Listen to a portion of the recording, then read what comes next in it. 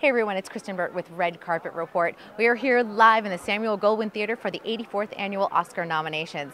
It's a big year this year with no clear front runner. We're going to find out if there's going to be 5 or 10 nominations for Best Picture, and we're going to have a hotly contested Best Actress race. So it's going to really be between Meryl Streep, Glenn Close. Who else is going to be nominated along with them? Well, we're about to find out as Tom Sherak and Jennifer Lawrence announce the nominations.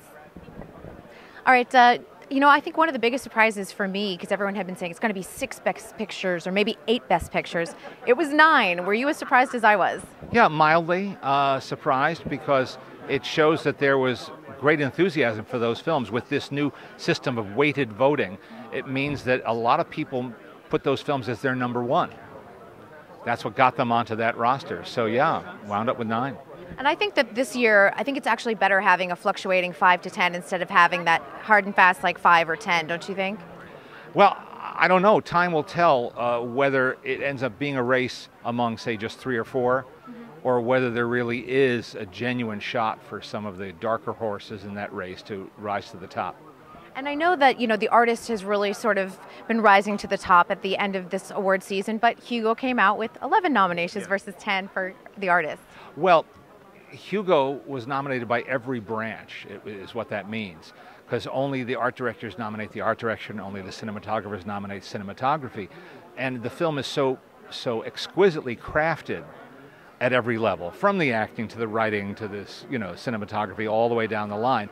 It just means that all of those members of the Academy said they did this great, and it doesn't necessarily mean that all the members as a body who vote for Best Picture will vote for Best Picture. Could mean that, but we won't find out until the end of February.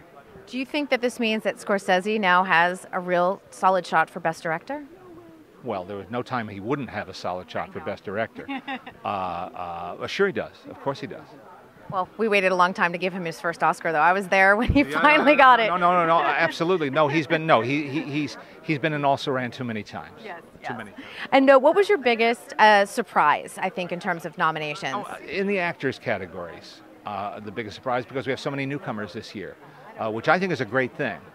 And it shows that the Oscars are not elitist, certainly not the actors branch.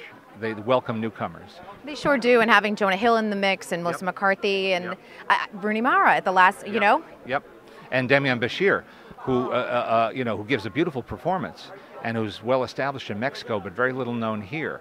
The fact that he is now up against the likes of George Clooney and Brad Pitt says a lot about their regard for his work in that film.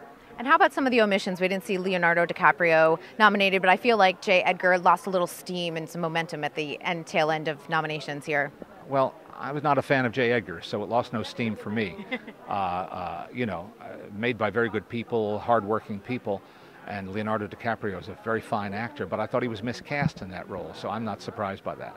Yeah, I think especially where we saw someone like Meryl Streep also do the aging process and do it fluently. Meryl Streep gave what she often does, a transformative performance. And that's exactly what we saw in film there. All right, what are you looking forward to most this Oscar season? Like a lot of people, I'm looking forward to being over.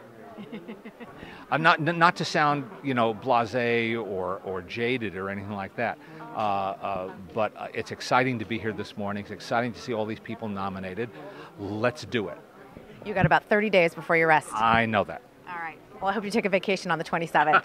Thank you. Thank you, Leonard. Bye-bye. Who will win that coveted Oscar? Is it going to be George or Brad? How about Meryl or Glenn? Well, we're going to find out on Sunday, February 26th. And be sure to stay tuned for all of our Oscar Week coverage. I'm Kristyn Burtt for Red Carpet Report on Mingle Media TV. We'll see you next time.